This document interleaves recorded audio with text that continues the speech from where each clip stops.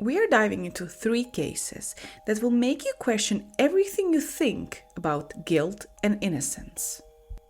A teenage girl who hired a hitman to kill her father, a mother accused of murdering her own child, a missing woman who might have faked her death to become a killer. Imagine being hurt so badly that hurting someone else feels like the only way out. This is a story of victims who became killers, people who suffered until they snapped, people who traded pain for power. So, how does someone go from being a victim to a killer? When does survival turn into revenge? And can we really understand why they did it? Some call them monsters. Others say they're just survivors who ran out of options. But the truth isn't black and white. It's buried in the scars they carried, the choices they made, and the crimes they couldn't take back. Over the next minutes, we'll walk through their darkest moments. You'll hear the facts, you'll see the evidence, and by the end, you'll have to ask yourself one question. What would you have done in their shoes? Let's begin. Trauma changes people. It rewires their brains. It twists their instincts. And when you're hurt over and over, survival stops looking like escape. It starts looking like fight. And for some, that fight turns deadly. So what pushes a victim to kill? It's not one thing. It's a pile of moments, years of fear, nights spent planning, days spent pretending everything is okay.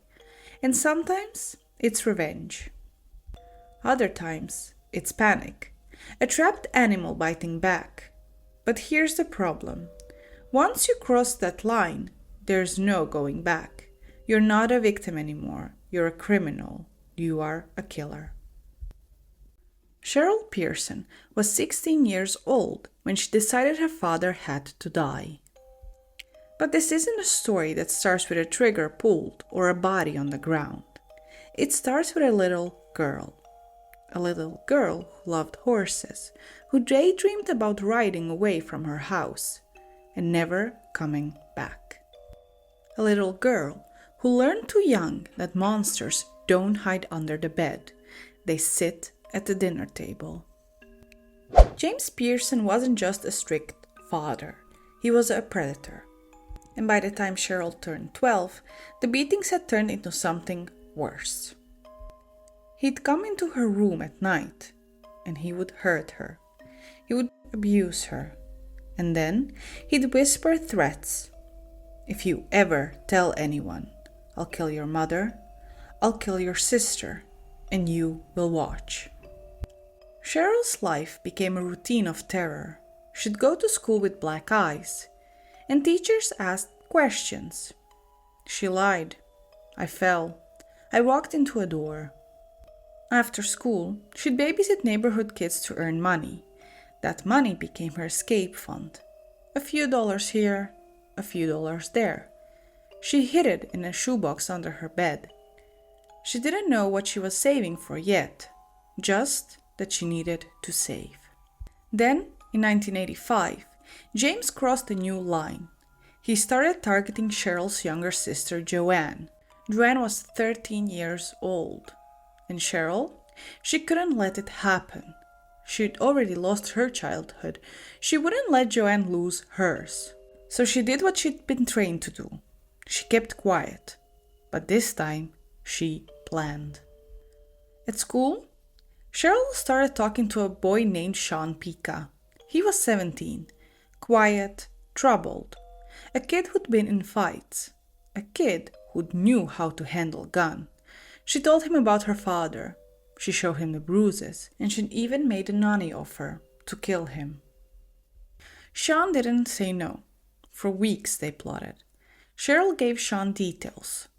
Her father's schedule, the layout of their house. She told him where to hide, how to ambush him. She even gave him a payment of $400 in crumpled bills from her babysitting money. And on February 5th, 1986, James Pearson left his house in Selden, New York to go to work. It was 6:30 a.m., dark, cold. Sean stepped out behind a neighbor's fence. He raised a .22 caliber rifle. 2 shots, one to the chest and one to the head. James Peterson died instantly. Cheryl heard the gunshots from her bedroom window. She didn't scream. She didn't cry. She called the police and said, "My father's been shot." And when the officers arrived, she confessed within hours. "I hired someone to kill him," she said. "I couldn't take it anymore." The town exploded. Neighbors who had ignored Cheryl's bruises for years suddenly had opinions. Some called her a hero. A local women's group raised money for her legal defense. They held protests outside the courthouse with signs that read, "Free Cheryl, survivor, not criminal." Others were furious. "She's no better than her father." The trial became a circus. Reporters camped outside the Pearson home. TV shows debated Cheryl's fate, but the facts were simple. Cheryl had planned a murder. She'd paid for it, and under the law, that made her guilty. But her lawyer argued something radical. Cheryl wasn't a killer. She was a victim. The years of abuse had warped her mind. She acted out of desperation and not malice. The courts didn't buy it. Cheryl pleaded guilty to manslaughter to avoid a life sentence. She got 3 years in prison. Sean Pica, the shooter, got 24 years. But Cheryl's story doesn't end in a jail cell. After her release, she changed her name. She got married. She became an advocate for abuse survivors. Because for Cheryl, she saved her sister and she saved herself. So, where does this leave us? Was Cheryl a victim pushed too far, or a murderer who got away with it? The law says one thing. The human heart says another. Maybe the truth is somewhere in the middle, in the shadowy place where pain and justice collide. Our second story brings us to Mary Beth Tinning, and her story begins with a tragedy, a parent's worst nightmare. But one tragedy became 2, then 3, then 9. 9 tiny caskets, 9 graves, 9 children dead in 14 years. A mother's grief turned into a town's horror, a question with no easy answer. Was Mary Beth a victim of unimaginable loss, or the cause of it? Let's go back to 1972, when it all started. Mary Beth and her husband Joe were just a standard couple. They were young, poor, in love. Their first child, Jennifer, was 8 days old when she stopped breathing. Doctors called it sudden infant death syndrome, or SIDS, a mystery, a fluke, terrible luck. And friends brought casseroles. Strangers sent prayers. No one blamed Mary Beth. Then, 8 weeks later, their son Joseph Jr. died. 2 months old. Again, no warning. Again, SIDS. The Tinnings were crushed. The community was shocked. Whispers started. How could this happen twice? But this was not the end. Mary Beth's third child, Barbara, was born in 1973. Barbara lived 3 weeks. She was found blue in her crib. SIDS, the doctor said. By now, even Mary Beth's family doubted her. Her sister begged her to stop having kids. Mary Beth refused. She wanted a baby to hold, a baby to love. Timothy came next. Born in 1975, he died at 2 years old. This time, it wasn't SIDS. The doctor said he had seizures, a rare disorder. The town was in relief. At least this death had an explanation. But 2 years later, Timothy's little brother Nathan died at 4 months. Back to SIDS. The pattern was clear. Every time Mary Beth had a child, that child died. The destiny of the child was sealed. Sometimes they would die only at weeks old, sometimes years, but always in her care, always when she was alone with them. But the neighbors noticed something else. Mary Beth didn't grieve like other mothers. At funerals, she'd smile, tell jokes, pass out cookies. She loved the attention, the sympathy, the way strangers hugged her and called her strong. When cameras showed up, she'd pose with her husband, hold flowers, wipe fake tears. In 1979, her sixth child, Michael, died at 3 weeks old. This time, a nurse saw something odd. Michael's nose was bruised. His lips were cut. The hospital called the police straight. But Mary Beth cried. She swore she'd never hurt her babies. She blamed the doctors, the tests, the stress. And the cops, they just dropped the case. 2 more children followed. Mary Beth's 7th child, Mary Frances, died at 12 days old. Her 8th, Jonathan, at 13 days old. Each time Mary Beth dialed 911, each time she gave the same performance. Screams, sobs, "My baby won't wake up." Paramedics grew suspicious. One later said, "She'd watch us work on the baby like it was a TV show. No panic, no fear." The 9th death broke the pattern. Tammy was 3 months old when Mary Beth brought her to the hospital, cold, lifeless. This time, the medical examiner refused to sign off on SIDS. He ordered an autopsy. The result? Tammy had been suffocated. Police confronted Mary Beth. At first, she denied it. Then she cracked. "I did something to them," she said. All of them. But when asked for details, she claimed, "I don't remember." The trial was a media frenzy. Prosecutors argued Mary Beth killed for sympathy, for the spotlight, for the thrill of playing the grieving mother. Her defense claimed she had Munchausen syndrome by proxy, a mental illness where parents hurt their kids to get attention. They said she was sick, not evil. And in this case, the jury didn't buy it. Mary Beth was convicted of second-degree murder for Tammy's death. She got 20 years to life. And to this day, she denies killing the other 8 children. Mary Beth was released on parole on August 21, 2018, after serving 31 years. So what was Mary Beth? A monster? A madwoman? Or something else? A woman so broken by grief that she created more to fill the void. Even the cops who arrested her couldn't agree. One detective said she's pure evil. The other one said she's just empty. Before we start our last case, I just want to warn you that this case is a little bit different.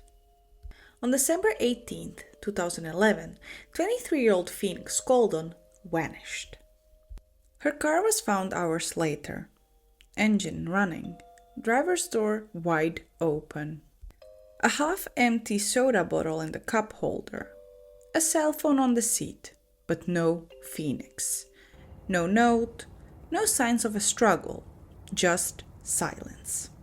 To this day, no one knows if she is a victim, a killer, or something in between. But one thing is clear. Her story is a maze of secrets, lies, and a family fighting for the truth. Phoenix grew up in St. Louis, Missouri, the youngest daughter of Bishop Goldtrap and Paula Coldon.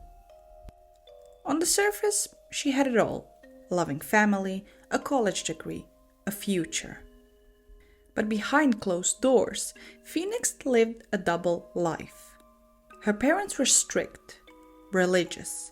They banned parties, boyfriends, even certain music. Phoenix obeyed, until she didn't. In her early 20s, she started sneaking out. She'd tell her parents she was going to the library. Instead, she'd drive to rough neighborhoods. She'd disappear for hours. And when asked, she'd shrug, just hanging out with friends. But her parents didn't know these friends. They didn't know she'd bought a second phone, or that she'd been searching things like how to disappear and fake ID online. The day she vanished started normally. Phoenix told her mom she was going to a job interview. She left, wearing a gray sweater, black leggings, and boots. Around 1 p.m., surveillance cameras caught her car, a black 1998 Chevy Blazer, driving erratically near East St. Louis. Witnesses said the car sped through stop signs. Then it parked in the middle of a quiet street and sat there, engine running, door open. When police found the car, they assumed the worst. East St. Louis had one of America's highest murder rates. Had Phoenix been carjacked, kidnapped, killed? But nothing added up.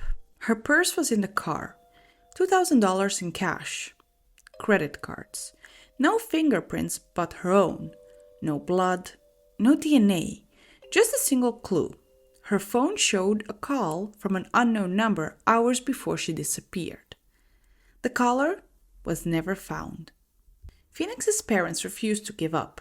They printed flyers, hired private investigators. They believed she'd been trafficked, that someone had snatched her and sold her. But years passed. No tips, no sightings, just dead ends. Then in 2016, a rumor exploded online. An anonymous post claimed Phoenix was alive, that she'd faked her death to escape an abusive boyfriend, and that she'd killed him before vanishing for good.